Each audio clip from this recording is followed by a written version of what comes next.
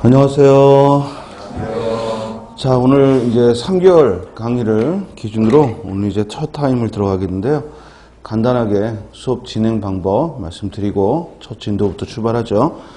자, 우리 시험은 크게 세 파트가 있어요. 국어 지식, 그리고 독해, 그리고 어휘. 이렇게 세 파트가 있는데요. 우리가 이론반 때 수업 시간에 우리가 중점을 두고 진행할 건 이 두 부분이고, 그리고 어휘에 관해서는 여러분들이 제가 지적해주는 내용들을 이는 평소에 자율학습으로 좀 학습을 해주셔야 돼요. 그리고 국어 지식에서는 즉 문법, 그래서 현대 문법과 고전 문법을 학습을 할 거고요. 그리고 어문 규정, 한글 맞춤법, 그리고 표준어 규정과 같은 어문 규정이 국어 지식 파트에 들어가요. 그리고 이제 독해에서는 여러분들이 잘 알다시피 비문학과 그리고 문학이 있죠. 자, 먼저 참고로 말씀드릴 건 2021년도부터 우리 우리 시험 내용이 많이 바뀌었어요. 그러니까 2020년까지는 2015년 교육과정 이전에 학습받은 세대들이 즉 시험을 보는 수험생인 경우를 해가지고 출제를 한 거고, 2021년도부터는 이제 2015년 교육과정을 적용한 학생들이 처음 시험을 볼 때 이제 그 기준으로 수능도 바뀌고 우리 공무원 시험도 바뀌고, 그리고 이제 올해 2022년 이제 교육과정이 한번 지금 서로 논의 중이고 2023년도부터 바뀌어요. 그러면 그게 이제 적용되는 건 2030년, 그러니까 2030년, 7년 후부터 이제 적용이 됩니다. 그러니까 지금 여러분들은 이제 2015 교육과정에 의해서 학습받은, 그때부터 이제 초등학교, 중학교 1학년, 고등학교 1학년 이렇게 공부했던 학생들이 대학을 마치는 그 기준에 따라서 출제를 하는데요. 이제 달라진 건 뭐가 달라진 거냐면, 내용은 달라질 게 없는데 출제 비중이 좀 달라졌어요. 그 전에 우리 시험은 이 국어 지식이 한 50%, 독해가 한 30%, 그리고 어휘가 한 20%. 이게 그동안의 출제 경향이었다면, 이제 2021년도부터 벌써 한 2년간 2021, 2022 이렇게 달라진 내용을 보면은 국어 지식 파트가 한 30%로 좀 줄었죠? 많이 나오면 6문제, 적게 나올 때는 한 4문제. 많이 줄었어요. 그리고 독해가 50%. 비중이 늘어났죠. 그래서 예전에는 국가직에서만 비중이 컸는데 올해는 지방직에서도 독해 비중이 컸던 걸 여러분들이 알 수 있을 겁니다. 그거는 이제 교육과정이 변화되면서 시험 경향이 달라진 겁니다. 이유가 있는 거예요. 그냥 단순히 출제하는 사람들이 달라져서가 아니라 교육과정이 달라져서 그런 변화가 있습니다. 그리고 이 어휘는 20% 그대로 유지를 하고 있어요. 그래서 여기서 이 어휘 파트라는 얘기는 이제 한자어와 한자 성어인데, 사실은 이 비중도 국가직에서는 10% 정도, 즉 한 2문제로 줄었고, 이제 지방직에서만 한 3-4문제. 그러니까 얘도 20%가 채 안 되는, 그러니까 4문제가 채 안 돼요. 그래서 독해 비중이 커졌다. 그런데 사실은 이 독해 비중이 커지다 보니까 어때요? 시험 점수 결과가 좋죠. 무슨 말인지 알겠습니까? 즉 독해 비중이 커지면 점수 결과가 좋아요. 왜냐하면은 수능 문제에 비해서 훨씬 더 작은 분량이기 때문에 수능 세대들에게는 이건 뭐 연수 문제도 안 되는 거예요. 그러다 보니까 올해 커트라인이 엄청 뛰었죠. 왜냐면 특히 국어에 있어서 대략 80점 정도면 좋은데 이번에는 거의 90에 가까운, 그만큼 이 독해 비중이 커지다 보니까 변별력이 많이 줄었어요.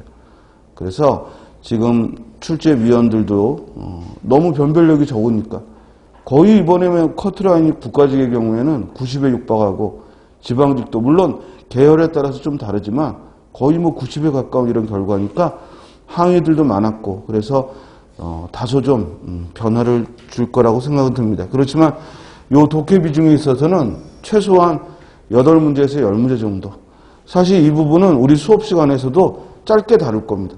왜냐면 비중은 큰데 실제로 여러분들이 시험 보고 모의고사 풀고 할 때 틀리질 않아요. 다만 이제 시간을 절약하는, 그리고 다소 좀 이론적인 걸 요구하는 거에 비중을 두고 공부하시면 되고, 자, 이 부분에서는 한자어와 한자성어, 자, 이 둘은 변함없이 출제가 되는데 고유어 하나도 안 나왔고요. 한 2년간. 속담, 관용어 거의 매년 하나씩 출제됐다가 이 셋이 비중이 줄었어요.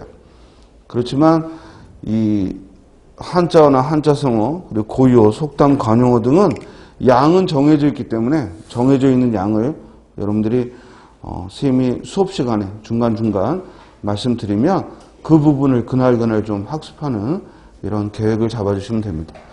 자, 그러면 이 국어 지식 파트가 비중은 좀 줄었지만요. 사실은 시험의 변별력, 우리 공무원 시험에서 변별력은 이 국어 지식이 갖고 있는 거죠. 왜냐면 이 부분은 알면 정답을 맞히고 또 빨리 풀고, 하지만 모르면 시간도 오래 걸리고 또한 정답도 맞히기 힘들고, 그래서 이 부분이 여러분들에게 변별력을 가져옵니다. 그래서 수업 시간도 우리가 한 1.5개월, 그러니까 한 달 반 정도 국어 지식에 비중을 둘 거고요. 그리고 한 달 반 정도 또 독해. 예전에는 한 2, 3주 정도만 비중을 뒀는데 지금은 독해 비중이 커졌기 때문에 문학에 대한 설명을 좀 자세히 하는 이런 식으로 진행을 하도록 하겠습니다. 자, 그러면 뭐 공부할 때 뭐 열심히 하자, 또 그리고 누구라도 계획을 잡아서 공부하면 합격할 수 있다, 이런 얘기는 뭐 늘 하던 얘기니까 바로바로 수업 내용 진행하면서 필요한 부분은 또 말씀드리고, 대신 여러분들이 궁금한 거나 이런 것들은 수업 중간에도 궁금한 게 있으면 손 들고 질문하시고요. 아니면 수업 마치고 또 궁금한 것들은 언제든지 질문하시면 되겠습니다. 이해됐죠? 자, 그러면은 여러분 교재를 펴는데요. 현대 문법이라고 써 있는 77쪽을 펴시면 돼요. 77쪽. 1권입니다. 1권. 그리고 교재가 3권이 있는데요. 1권은 국어 지식과 독해가 들어있는 기본서라고 생각하시면 되고요. 2권은 문학에 관한 내용이 들어있지만 여러 자료들이 들어있기 때문에 거의 2권은 참고서다, 이렇게 생각하시면 되고, 그리고 3권은 문제집이죠. 그래서 오늘부터 여러분들이 틈나는 대로 집에 돌아가면 우리 배운 내용 잠깐 복습하고서는 그냥 계속 문제 푸세요. 그래서 국어는 문제 풀어야 실력이 올라가니까 내가 많이 알고 있는 다음에 풀려고 하지 말고 그냥 꾸준히 페이지 정해가지고 문제 푸시면 됩니다. 그리고 3권에 기출문제와 예상문제가 모두 들어있으니까요. 여러분들이 별도의 문제집 구입하지 말고 있는 책 가지고 이렇게 학습하시면 됩니다. 그리고 우리가 강의 진행은 1권부터 차례대로 진행하겠습니다. 그러니까 당분간은 1권만 가져오시면 되겠습니다. 이해됐죠? 자, 그러면 이제 여러분들 교재 77쪽을 펴시고요. 요 앞에는 어떤 내용이냐면요.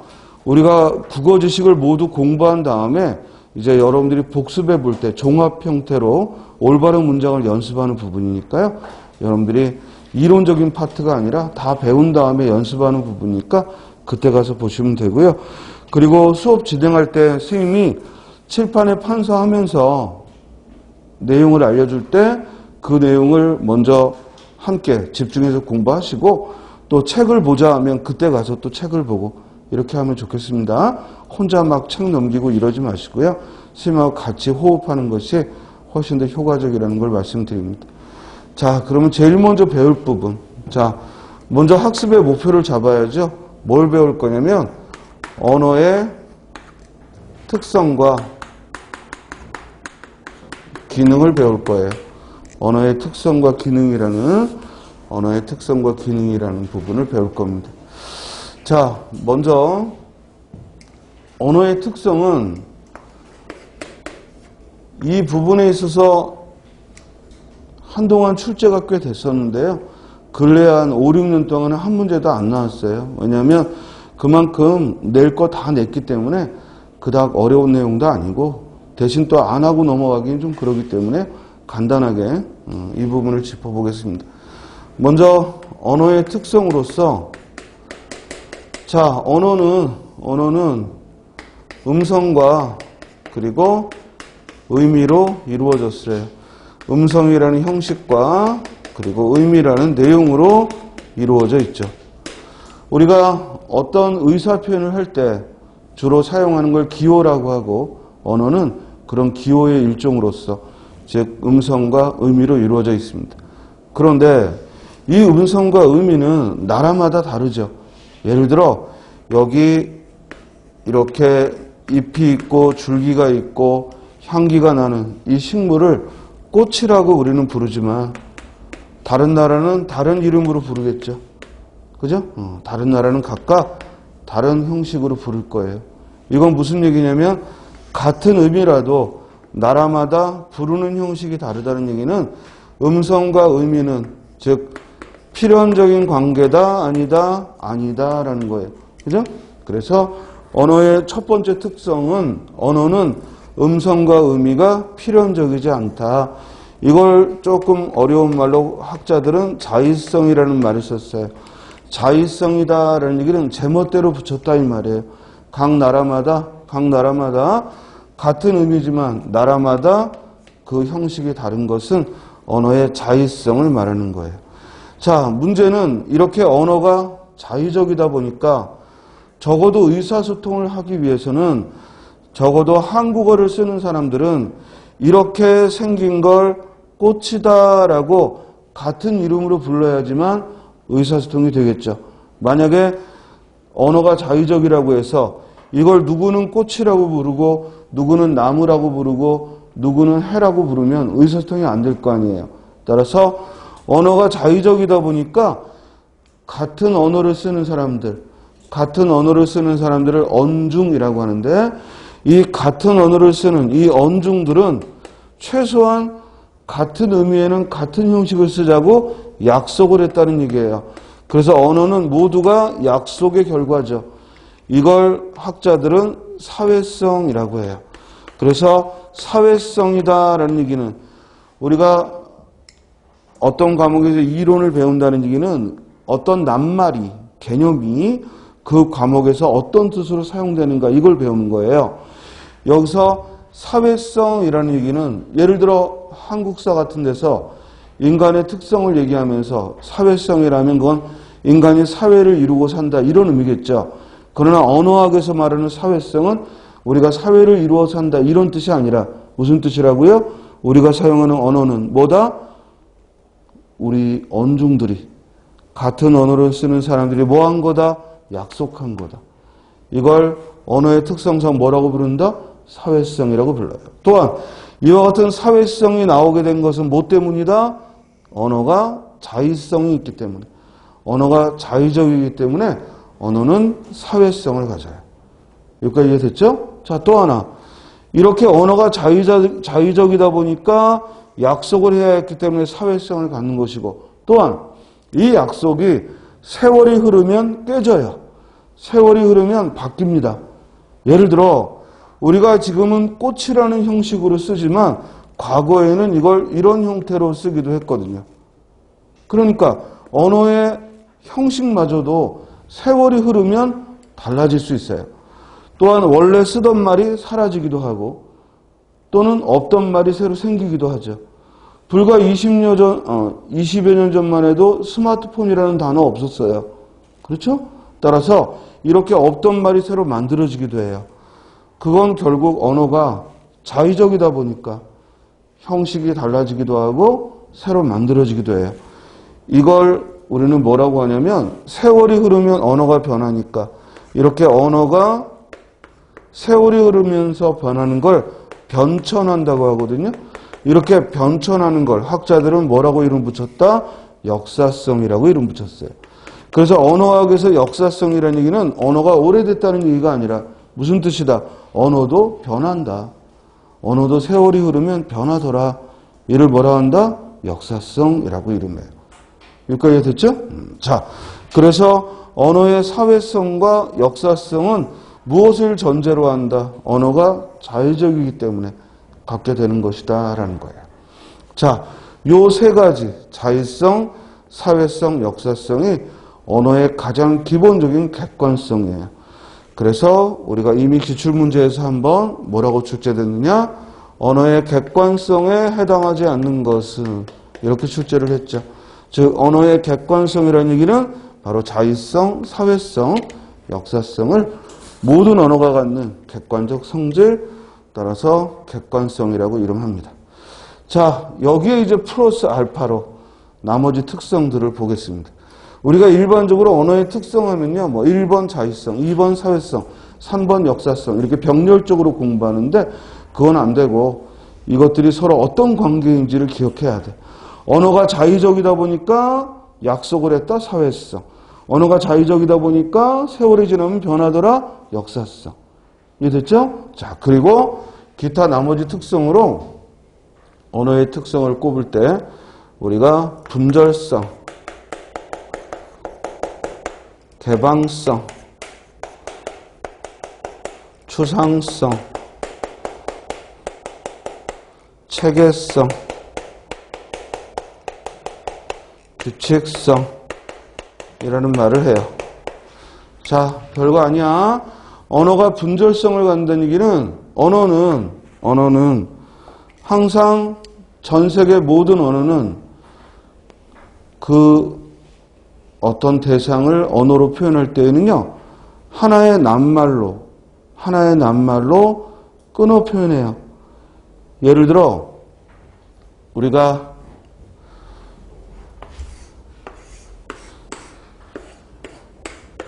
이렇게 가지가 있고 열매가 달리는 이 식물을 나무라고 하자. 그러면 벌써 이 대상은 처음부터 끝까지 하나의 덩어리지만 이걸 언어로 표현할 때에는 이렇게 나무하고 표현을 해요. 또 이렇게 꽃이라는 한 단어를 얘기할 때에도 자음, 모음, 자음 이렇게 끊어 표현해요. 그래서 언어는 항상 연속적인 세계를 끊어 표현하는 성질을 갖는다. 이걸 학자들은 어려운 말로 분절성이라고 이름 붙이는 거예요. 그러니까 대부분 학문적인 용어는 이렇게 한자어죠. 그래서 분절이라는 얘기는 부러졌다, 끊어졌다 이 뜻이에요. 그래서 언어는 실제 우리 세계는 연속적인 세계지만 이를 끊어 표현하는 성질을 가졌다. 자, 우리 몸을 봐봐요. 머리끝부터 발끝까지 떼어낼 수가 없잖아요. 그런데 언어로 표현할 때에는 상체, 하체, 팔, 다리, 그렇죠? 또 몸, 미음, 오, 미음 이렇게 자음, 모음으로 끊어서 표현을 해요. 이해됐어요? 그래서 이를 언어의 분절성이라고 해요. 다음 개방성은요, 우리가 언어를 통해서 무한한 표현을 할 수 있다. 무한한 표현이 가능하다. 이를 개방성이라고 해요. 그래서 개방성을 다른 말로 창조성이라고도 해요. 즉 우리는 언어를 통해 무한한 표현을 하더라. 다음 이제 이 추상성이라는 말이 가장 어려운데, 추상성이라는 말은 결국 우리가 언어를 가지고 얘기할 때 이 언어는 실제로 그 사물을 직접 가리키는 것이 아니라 그 사물들의 공통적인 성질을 모아서 추상화 과정을 거친다. 여기서 추상화 과정이다 할 때 추상화는요, 우리 그림에서 얘기하는 구체화와 추상화의 그 추상화의 뜻이 아니라 즉 일반화한다 이 말이에요. 그래서 우리가 사용하는 언어는 어떤 하나의 특정한 단어가 특정한 사물을 가리키는 게 아니라 하나의 단어가 여러 사물들의 공통적인 걸 얘기하더라 이 말이에요.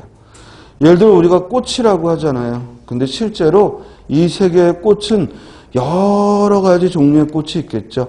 그러나 그것들의 공통적인 속질을 뽑아서 우리는 꽃이라고 이름 붙여요. 자, 여러분들이 앉아있는 책상과 의자를 보세요. 이 세상의 책상은 수없이 많은 디자인의 책상이 있고 의자 역시 많은 상표의 의자들이 있어요. 그러나 그것들의 공통적 성질을 뽑아서 이런 용도로 쓰는 건 의자라고 부르자, 이런 용도로 쓰는 건 책상이라고 부르자 하고 일반화시킨 거예요. 이와 같이 우리가 사용하는 언어는 알고 보면 뭐예요? 일반화시킨 거예요. 무슨 말이냐면 하나의 사물마다 하나의 이름을 붙인 게 아니고 그 사물들의 공통적인 걸 뽑아서 이름을 붙였다 이 말이에요. 이걸 뭐라고 부른다? 추상성이라고 불러요. 그러니까 추상성에 해당하지 않는 언어도 있어요. 그게 뭐냐면 하나의 사물에 하나의 이름밖에 없는 거예요. 그게 뭐예요? 고유명사죠. 고유명사. 남대문은 남대문 하나밖에 없죠. 그렇지? 따라서 단 고유명사는 추상성의 예가 될 수 없죠. 왜냐하면 추상성이란 이름은 하나인데 실제 사물은 여러 개인데 이 고유명사는 하나의 이름에 하나의 사물만 있기 때문에 즉 추상성의 예가 될 수 없죠. 자, 체계성이라는 건 뭐냐면요. 자, 우리가 어떤 조직을 체계적이다라고 하면 어떤 의미예요? 상하관계가 있다는 거예요. 그래서 우리가 인간이 만든 사회에서 가장 체계적인 조직이 뭐라고 그래요? 군대라고 하죠. 왜냐하면 군대는 철저하게 계급적으로 상하관계가 이루어져 있기 때문에 그래요. 반면에 이 느슨한 동아리 같은 거, 동아리, 그래서 뭐 회장도 없고 또 뭐 임원도 없고 그냥 서로 돌아가면서 총무 역할이나 하고 느슨하게 움직이는 이런 조직은 체계적이지 않다라고 해요. 그러나 체계적이라는 말을 쓸 때는 반드시 상하관계가 있다는 거예요. 그럼 언어가 체계적이라는 얘기는 언어가 상하관계의 구조를 가지고 있다는 거예요.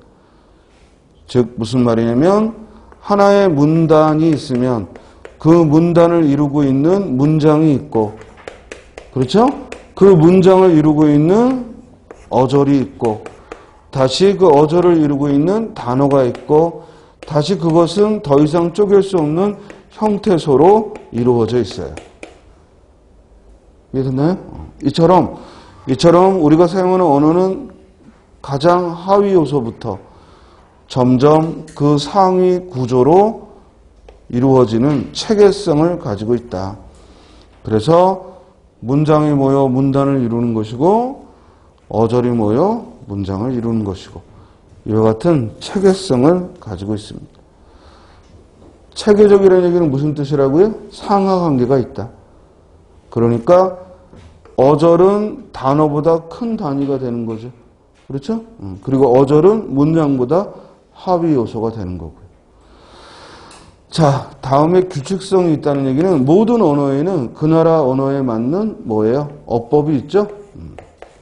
우리가 문법이라고 하면 문장을 쓰는 법칙이고요. 어법이라 하면 문장을 쓰는 규칙을 포함해서 말하는 법칙을 얘기해요. 우리나라 언어는 전형적인 SOV의 구조죠. 그래서 우리말을 구사하는 사람들은 반드시 서술어를 맨 끝에 둬야 돼요. 나는 밥을 먹었다라고 해야지 먹었다 나는 밥을이라고 말하진 않아요. 이해돼요? 그리고 또 우리말의 아주 중요한 규칙에는 꾸미는 말이 꾸밈을 받는 말 앞에 있어야 돼요. 즉 예쁜 인형 이렇게 해야지 인형 예쁜 이렇게 쓸 수는 없거든요. 이처럼 언어에는 반드시 그 언어에 해당하는 규칙이 있고 이를 언어의 규칙성이라고 해요. 자, 여기까지 언어의 특성을 얘기했어요. 이걸 가지고 선생님이 2달 강의라도 강의할 수 있는 내용이에요. 무슨 말인지 알겠어요? 그러나 우리가 시험을 보는 데 있어서 우리가 공부하는 데 있어서 가장 중요한 건 공무원 시험을 잘 보는 거지 국어에 대해 전문적인 지식을 갖는 건 아니에요. 그러니까 시험을 보기 위해서는 이 정도의 개념 정리면 충분합니다. 이해됐죠? 자, 그럼 다음 갑니다. 이제 언어의 기능을 보겠습니다. 자, 방금 우리는 언어의 특성으로서 자의성, 사회성, 역사성, 분절성, 개방성, 추상성, 규칙성, 체계성 등을 얘기했어요. 자, 그럼 이제 이와 같은 언어를 가지고 우리가 의사소통을 하게 되면, 즉 언어는 어떤 기능을 담당하느냐, 사실 답은 뻔해요. 우리는 언어를 가지고 뭐 하죠? 의사소통을 해요. 그렇기 때문에 언어의 가장 1차적인 기능은 뭐예요? 내가 생각하는 것을 표현하는 거죠. 그렇죠? 그러므로 가장 언어의 1차적인 기능은 표현적 기능이에요. 표현적 기능. 즉 화자가 생각하는 걸 청자에게, 화자가 생각하는 걸 청자에게 표현하는 거예요. 자, 이게 언어의 가장 1차적인 기능이에요. 그러면 이 표현적 기능과 상대적인 건 뭐냐면요. 화자가 말하는 이 화자가 청자의 관계없이, 그러니까 청자가 있든 없든 관계없는 거예요. 표현적 기능은 반드시 청자가 있어야 돼요. 그래서 화자의 생각을 전하는 거란 말이에요. 그런데 우리가 입 밖으로 내뱉는 언어에는 청자가 있는지 없는지 관계없이 화자가 본능적으로 드러낼 때가 있어요. 그걸 뭐라고 하냐면 표출적 기능이라고 해요. 그래서 표출적 기능은 화자가 청자에 관계없이 본능적이라는 얘기는 뭐 놀람 혹은 감탄 등과 같은 이런 화자의 본능적인 걸 드러내는 거예요.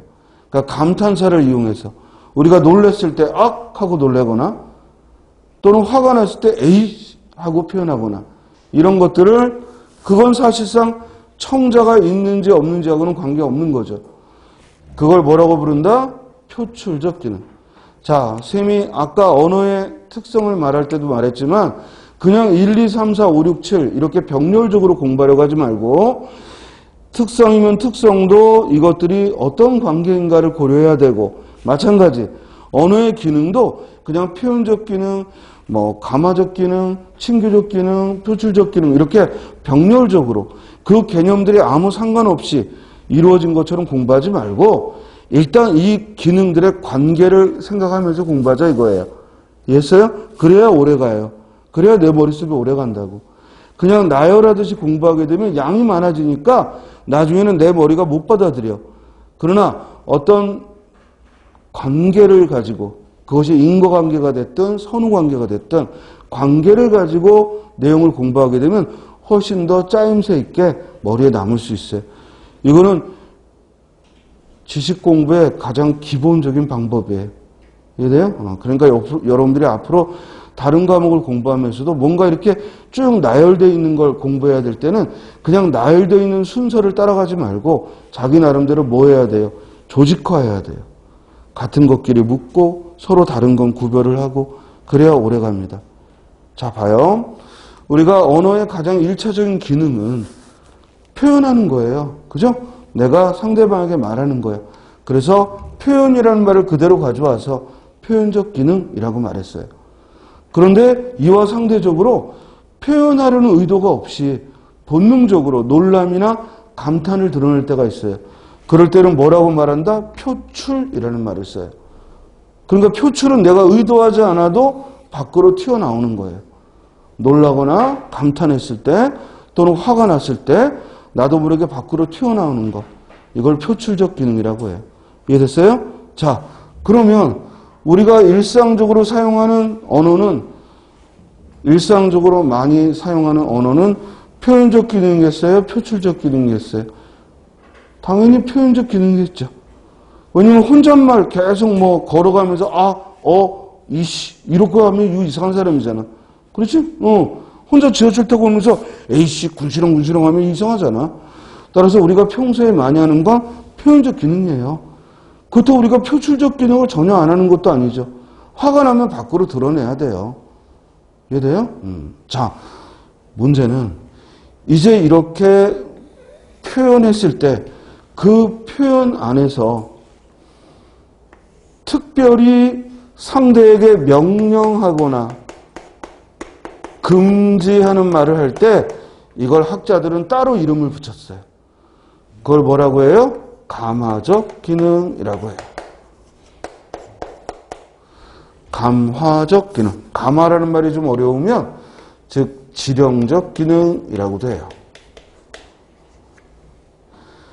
그러니까 감화적 기능, 예를 들어 함부로 쓰레기를 버리지 마시오 하는 이 명령문, 함부로 쓰레기를 버리지 마시오 라는 건 감화적 기능인데, 이걸 표현적 기능이냐 표출적 기능이냐라고 묻는다면 역시 감화적 기능도 표출적 기능의 일종이란 얘기죠. 우리가 이 언어의 기능 공부하면서 가장 학생들이 실수하는 건 뭐냐면, 표현적 기능과 대등하게 상대되는 건 표출적 기능이에요. 그리고 표현적 기능과 감화적 기능은 상하관계예요. 이해돼요? 표현적 기능 안에서 특별히 명령하거나 지령하는 걸 뭐라고 부른다? 감화적 기능. 이해됐어요? 또 우리가 표현한 거에서 특별히 인사말을 주고받거나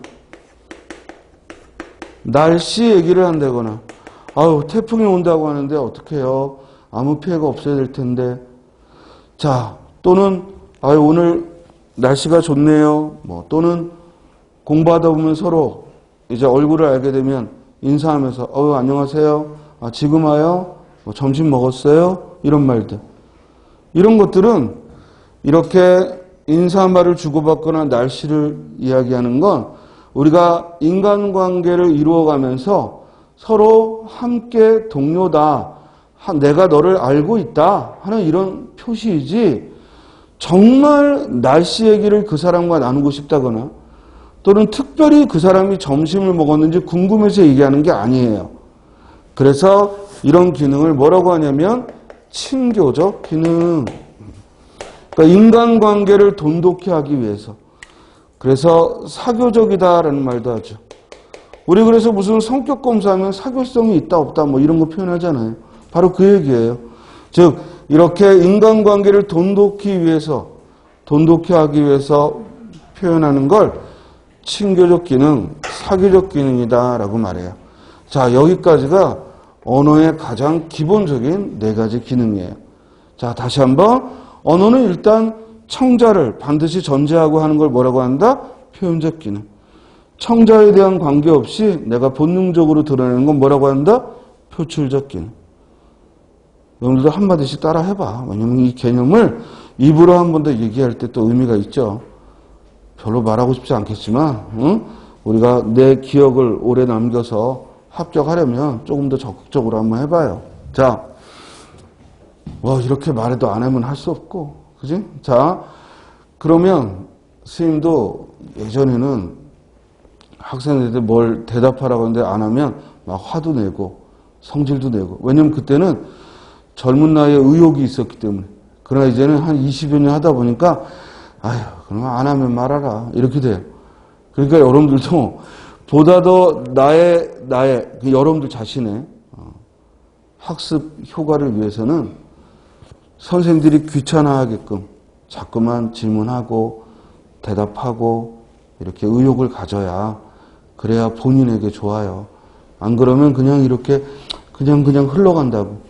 그럼 머리에 잘 안 남거든. 자, 그러면 이렇게 언어는 표현하거나 표출하는 거야. 그렇죠? 표현하거나 표출하는 거야. 그리고 표현하는 것 속에 특별히 명령하거나 금지하는 건 뭐라고 한다? 감화적 기능. 그리고 특별히 인사말을 주고받으면 뭐라고 한다? 친교적 기능.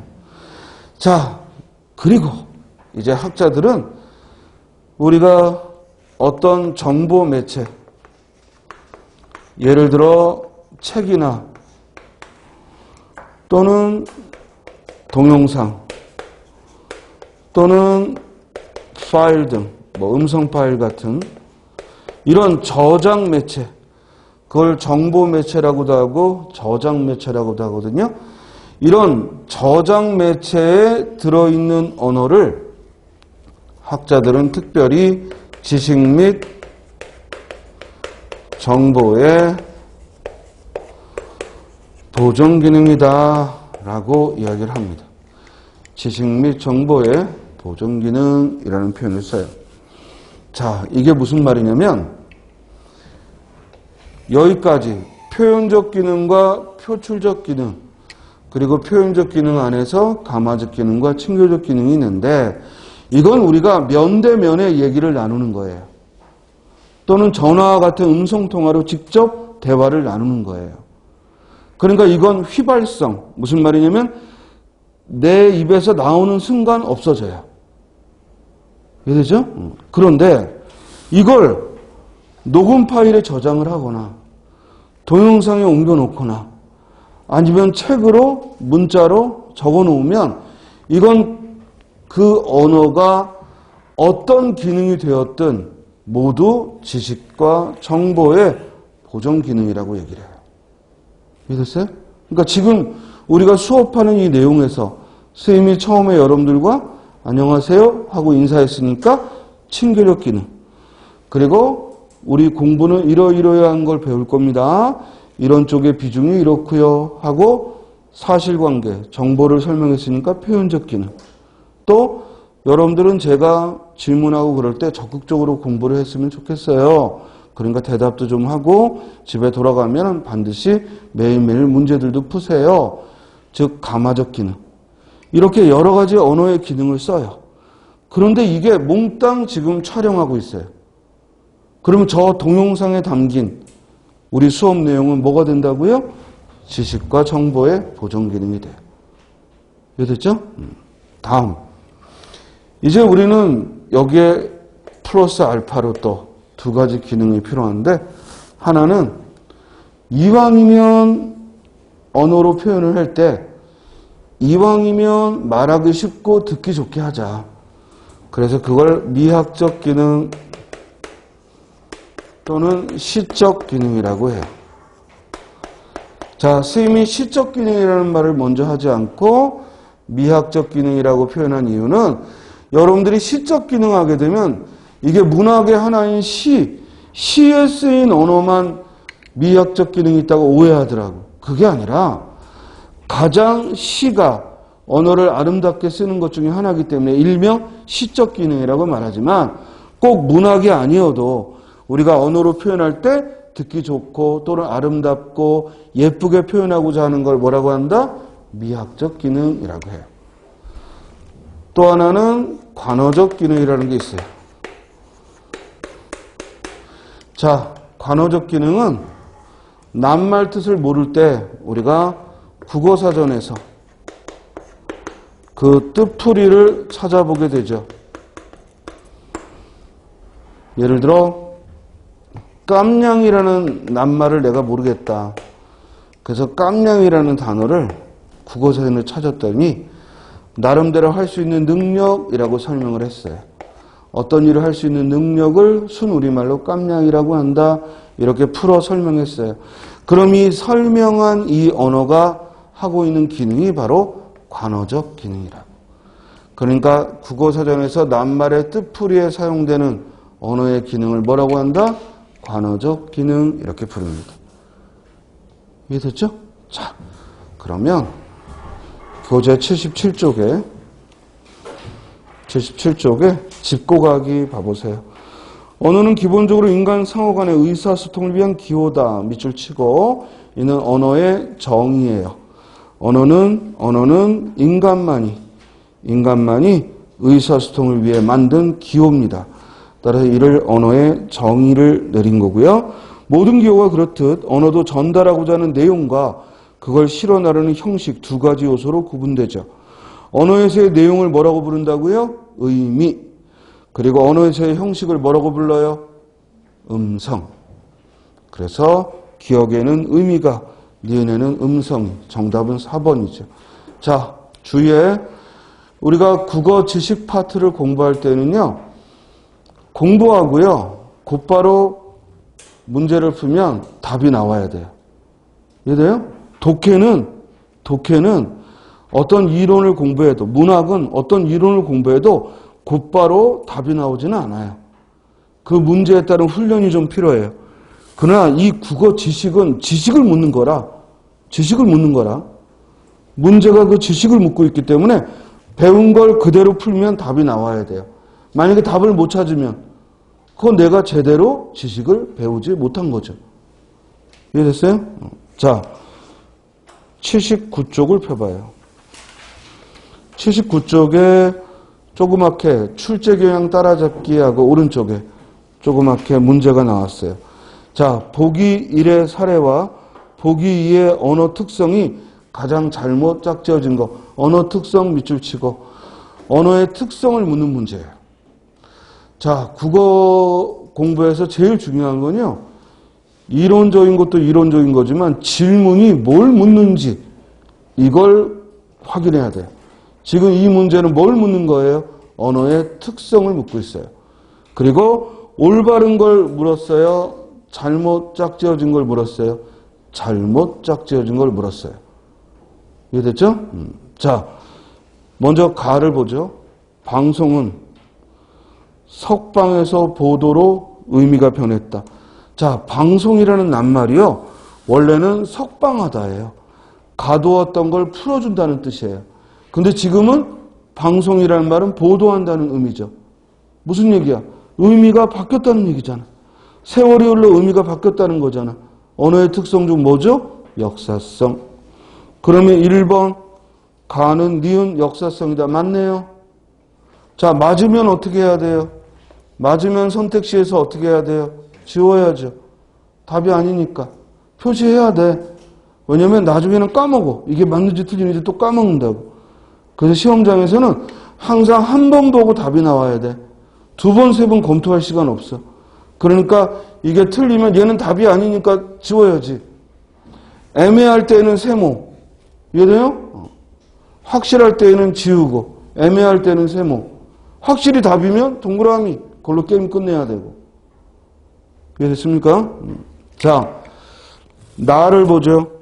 밥이라는 의미의 말소리가 밥인데 이걸 내 마음대로 법이라고 바꾸면 다른 사람들은 밥이라는 의미로 이해할 수 없다라고 했어요. 그러니까 이 말은 뭐냐면 내가 마음대로 밥을 법이라고 바꿀 수 없다는 거예요. 이는 언어의 특성상 뭐죠? 사회성이죠. 언어는 우리가 먹는 밥을 밥이라고 약속했기 때문에 내가 마음대로 법이라고 바꿀 수 없는 거예요.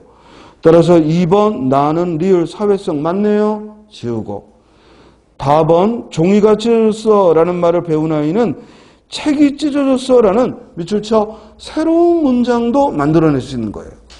한 번 문장을 배웠더니 새로운 문장도 만들어내더라.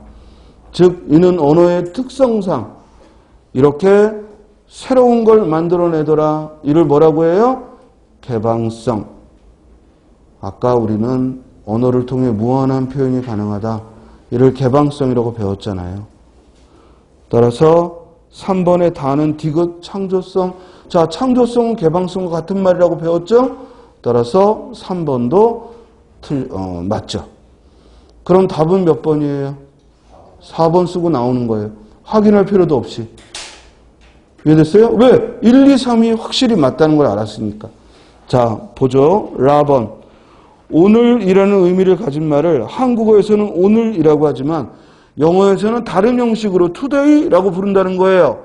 이처럼 같은 의미를 나라마다 언어가 다르다는 거예요. 이는 언어의 특성상 뭐라 한다? 자의성. 그런데 규칙성이라고 했으니까 틀렸죠? 규칙성은 뭐였죠? 모든 언어는 각 나라마다 그 나라의 어법, 문법을 가지고 있다. 규칙을 가지고 있다. 우리 한국어에는 한국어 문법이 있고 영어에는 영어 문법이 있고. 이해됐죠?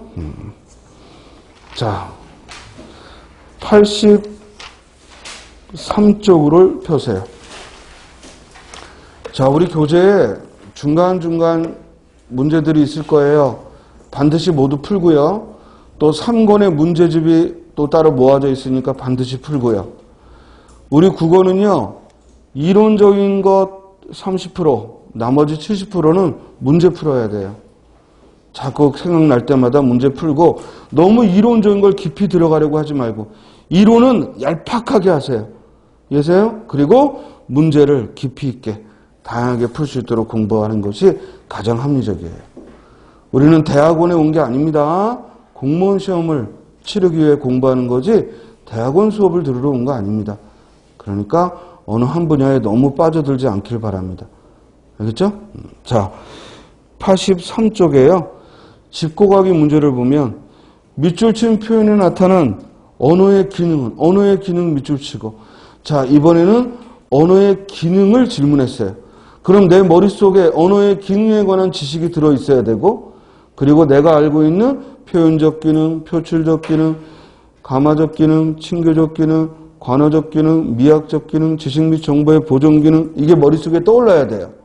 그런데 1차적으로요. 먼저 주어진 예문에서 밑줄 친 말이 갖는 기능은 일단 표현인지 표출인지부터 구별하세요. 표현적 기능이에요? 표출적 기능이에요? 표현적 기능이죠. 자, 다음에는 이 표현적 기능 안에서 혹시 명령하거나 금지하는 감화적 기능인지, 혹시 친교를 말하는 것인지, 그게 아니면 그냥 표현적 기능으로 끝나는 것이고. 이해됐어요? 그런데 여기 화자와 청자가 있죠? 화자가 누구예요? 소년이에요. 나. 그리고 청자는 점순인데, 이 밑줄 친 말은 누가 누구한테 말하는 거예요? 점순이가 주인공인 나에게. 내가 말하는 게 아니라 여기서 화자는 점순이에요. 그리고 청자는 주인공인 나예요. 그렇죠? 자, 나는 뭘 하고 있었어요? 자, 지금 선생님이 이 문제를 풀기 위해 뭘 하냐면 밑줄 친 것만 보지 않았어요. 먼저 뭘 보고 있죠? 상황. 이걸 언어학에서는 장면이라고 해요. 반드시 언어의 기능을 풀기 위해서는 상황을 봐야 돼요. 아까 언어의 특성은 그런 거 없었죠? 그냥 문장 읽고 떠올랐죠? 그러나 지금 언어의 기능을 풀 때에는 그냥 선생님이 너 혼자만 일하니? 이거 읽지 않았죠? 이게 중요한 거야. 먼저 상황을 파악해야 돼요. 누가 누구에게 말하고 있는지, 그리고 어떤 장소에서 어떤 행위를 하고 있는지를 봐야 돼요. 지금 화자와 청자는 찾았어요. 그리고 내가 뭘 하고 있었죠? 바로 위에 두 번째 줄에 남 울타리 엮는데 그랬죠. 나는 지금 일을 하고 있어요. 울타리를 엮고 일을 하고 있어요. 이해되세요? 근데 점순이가요, 발소리를 죽여가지고 등 뒤로 살며시 와서 너 혼자만 일하니? 분명히 내가 혼자 일하는 거 아는데 지금 몇 명이서 일하니? 이걸 묻는 게 목적이 아니죠. 그냥 일하고 있는 나한테 말을 거는 거예요. 그래서 결정적인 힌트, 그 다음 줄 하고 긴치 않은 수작이라는 말이 나오죠. 이게 결정적 힌트예요. 즉 중요하지 않은데 말을 걸었다는 거예요. 그러니까 정말 혼자 일하는 게 궁금해서 물은 게 아니라 별로 중요하지도 않은데 말을 건 거예요. 우리 그럴 때 수작을 부린다라고 하잖아요.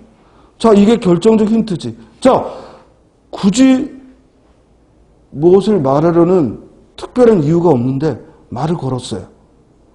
즉 이는 점순이가 나에게 말을 거는 호감을 표현한 것뿐이죠. 이해됐어요? 따라서 이는 언어의 기능상 뭐다? 친교적 기능. 정답 몇 번? 3번. 이해됐어요? 자, 그리고 봐. 이 집고가기 문제, 우리 교재에 있는 집고가기는 최근 기출문제는 기출문제 표시를 했지만 그렇지 않은 경우에는 좀 오래된 문제들은 기출문제 표시를 안 하지 않았을 뿐이지 거의 다 기출문제예요. 따라서 이런 문제를 풀 때는요, 먼저 1차적으로는 처음 출제한 의도대로 답을 내가 찾을 수 있는지 이걸 연습하시고요. 그러면 다음 시험에는 똑같은 문제 절대 안 나요. 대신 같은 유형이 나오죠. 이렇게 어떤 예문을 주고 그 상황 속에서 이것이 무슨 기능이냐 이런 같은 유형이 나온다는 얘기죠. 그러나 이 김유정의 동백꽃이라는 소설을 주고 똑같이 친교적 기능을 묻는 문제는 나오지 않죠. 이해됐어요? 따라서 우리가 그럼에도 불구하고 이 기출문제를 푸는 이유는 여기 이렇게 한번 제시된 글은요, 다음 시험에서 다른 용도로 물어요. 그러니까 여러분들은 1차적으로는 이 문제를 풀면서 출제 유형을 파악하고, 두 번째는 이것이 예상 문제다라는 생각으로 본문을 철저하게 공부해 놔야 돼요. 그래서 실제로도 이 지문을 가지고 다음 시험에서는 낱말뜻 문제가 나왔어요. 즉 생이질에 밑줄 치고, 그리고 첫 번째 줄에 감자 쪼간할 때 쪼간 밑줄 치고, 그리고 긴치 않은 밑줄 치고, 그리고 항차 밑줄 치고, 맨 마지막 줄 항차 밑줄 치고, 이 네 단어의 낱말 뜻을 풀어놓고 다음 중 낱말 뜻이 틀린 건 이렇게 출제했어요. 그러니까 선생님 말은 뭐냐면, 이렇게 여러분들이 만났던 문제들은요, 반드시 국어사전 펴놓고 철저하게 학습하기 바랍니다. 선생님이 오늘은 먼저 시범을 보일게요. 왜냐면 모든 문제를 선생님이 이렇게 풀어줄 수는 없거든요. 그럼 시간이 너무 가잖아. 근데 오늘은 이제 시범을 먼저 보일 테니까, 나도 내가 혼자 문제 풀면서 이런 지문들 만나면 이렇게 해야겠구나 하고 공부하시면 돼요. 나흘 전, 나흘 뒤에 전 의존명사라 띄었었고, 감자 쪼간만 하더라도 쪼간, 감자 쪼갈인가 조각인가 국어사전을 찾아야겠구나. 국어사전을 찾았더니 쪼간이란 사건이죠. 그래서 그때도 시험 문제에 1번을 쪼간을 쪼가리, 조각이라고 출제해서 틀렸어요. 쪼간은 사건이에요. 우리가 얼핏 보면 꼭 감자, 조각, 쪼가리 이렇게 보일 수 있지만 쪼간이란 사건이죠. 나흘 전에 있었던 감자 사건만 하더라도, 그러니까 이 말은 이게 소설인데 이 소설이 구성상 순행적 구성이라는 거예요? 역순행적 구성이라는 거예요? 역순행적 구성이라는 거예요. 즉 현재에서 나흘 전의 사건을 가져와서 얘기를 하고 있어요. 우리가 시간 순서대로 쓰는 걸 순행적이라고 하고요. 현재의 시각에서 그 전을 돌아가서 얘기하면 역순행적이라고 해요. 그러니까 나흘 전에 일어났던 일을 지금 다시 불러와서 얘기를 하잖아요. 이해됐어요? 나흘 전 감자 조각만 하더라도 나는 저에게 조금도 잘못한 것은 없다. 계집애가 나무를 캐러 가는 같이 남 울타리 엮는데 생이질을 하는 것은 나 뭐냐? 생이질이란 회방이에요. 남이 일하는데 회방 놓는 걸, 회방 놓는 짓을 생이질이라고 해요. 그것도 발소리를 죽여가지고, 발소리를 죽이다 밑줄 치고, 우리 이런 걸 관용어라고 하죠. 관용어. 수거라고 부르죠. 관용어. 즉 이때는 발소리의 뜻을 알고 죽이다의 뜻을 알아도 소용없어요. 왜냐하면 발소리를 죽이다는 전혀 다른 뜻이기 때문에. 이해됐어요? 발소리를 죽여, 그럼 무슨 뜻이에요? 발소리를 그렇지, 살며시, 은밀히. 그죠? 소리 나지 않게, 살며시, 은밀히.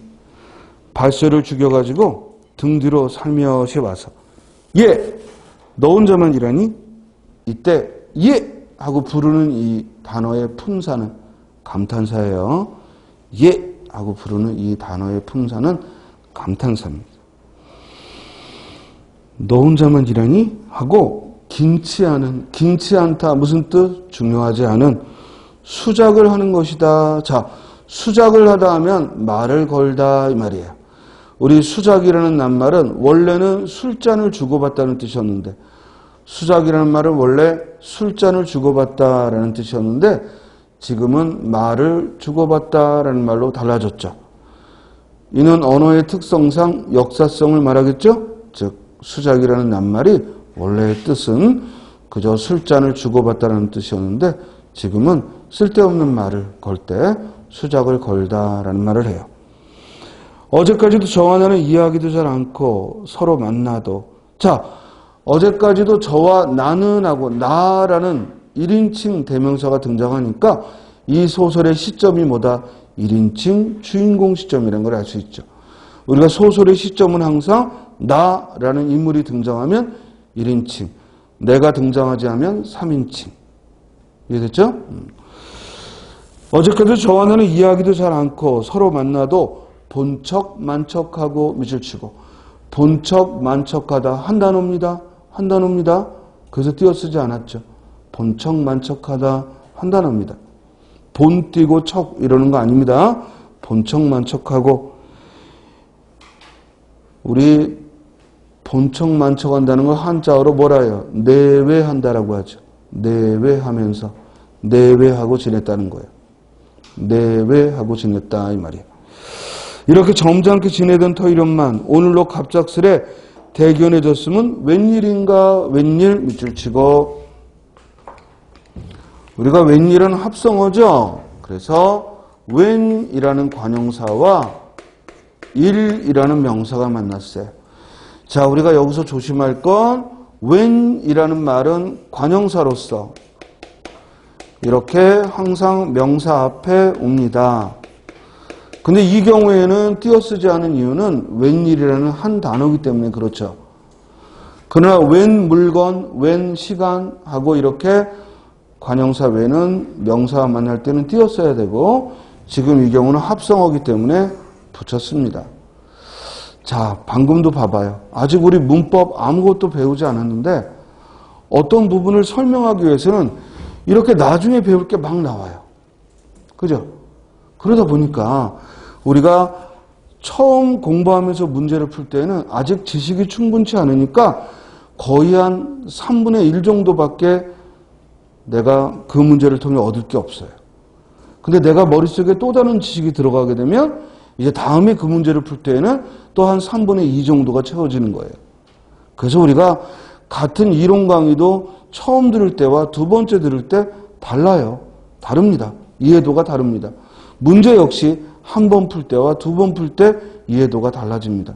그렇기 때문에 선생님이 이제 두 번째 시간에는 이 문법 용어들이 아무 때나 등장하기 때문에 이따 1시간 동안 우리 문법의 전체를 먼저 정리해 줄 겁니다. 그러면 여러분들은 즉 나중에 배울 내용들이지만 그 용어들이 뭘 의미하는지를 먼저 배우고 그리고 차례차례 들어가면 훨씬 더 이해가 쉬워질 거예요. 자, 여기서 말하고 싶은 건 이거야. 웬일이라는 낱말에서 여러분들은 이것이 합성어다라는 거. 나중에 이제 합성어, 파생어 배우고 나면은 합성어다라는 거 확인하고 이제 이 웬이라는 맞춤법에 있어서 우리말에 웬이라는 말도 떠오른단 말이야. 그렇지?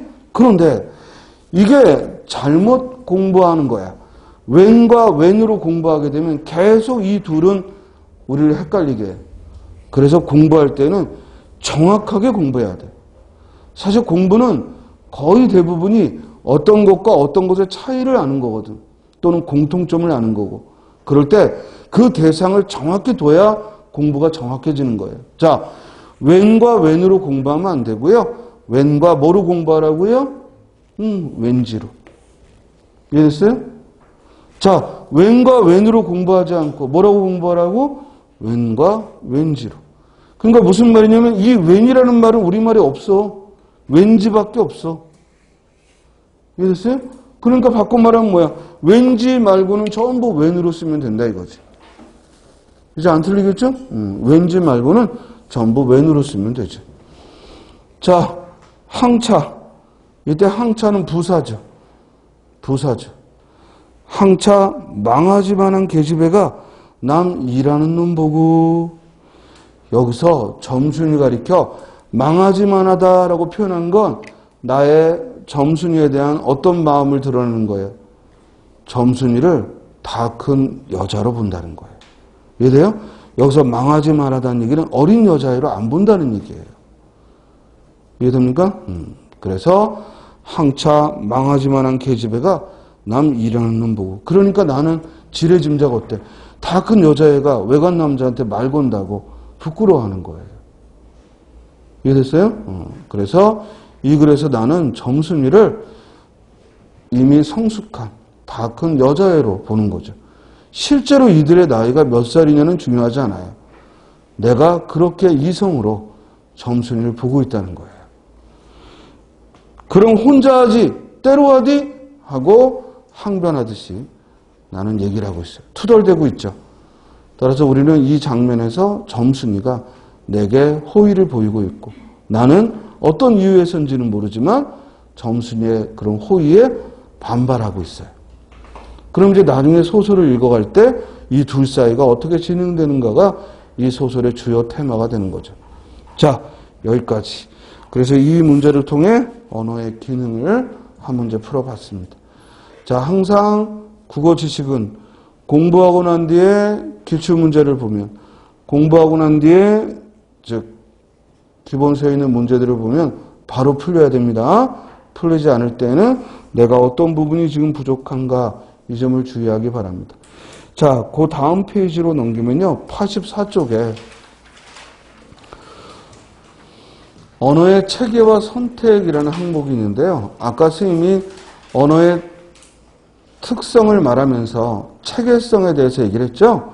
그 체계성을 말하면서 언어는 하위 요소들이 모여서 상위 구조를 이루는, 그래서 체계적으로 이루어져 있다. 그래서 언어의 체계성 이렇게 얘기를 했는데요. 그 체계성에 있어서 한 가지 알아둘 개념이 바로 이 선택이라는 개념이에요.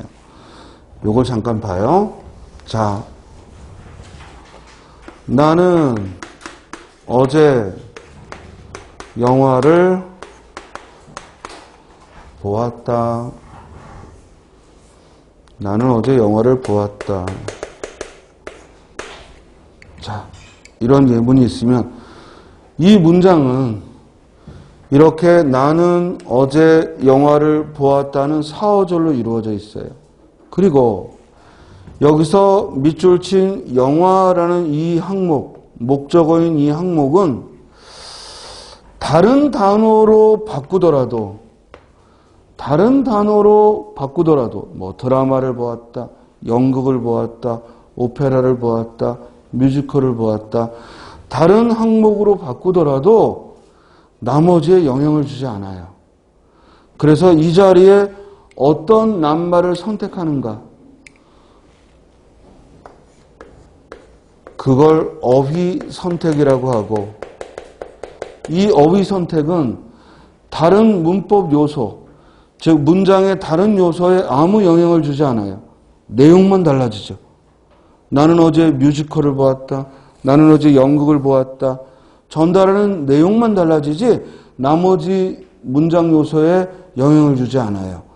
이와 같은 어휘 선택을 우리가 개방적 선택이라고 불러요. 이해했죠? 개방적 선택. 그런데요, 여기서 보았다라는 이 단어를 본다라고 이렇게 고치면요. 그렇죠?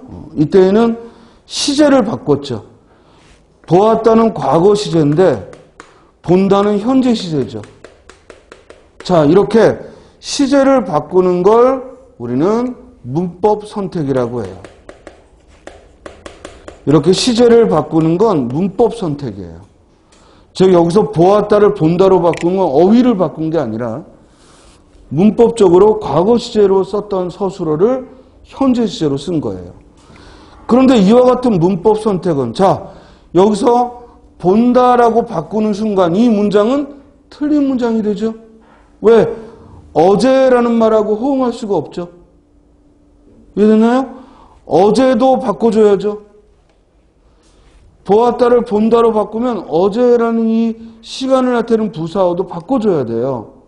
자, 좀 전에 영화라는 이 목적어는 여기에 뮤지컬을 넣든 연극을 넣든 나머지에 영향을 주지 않았어요.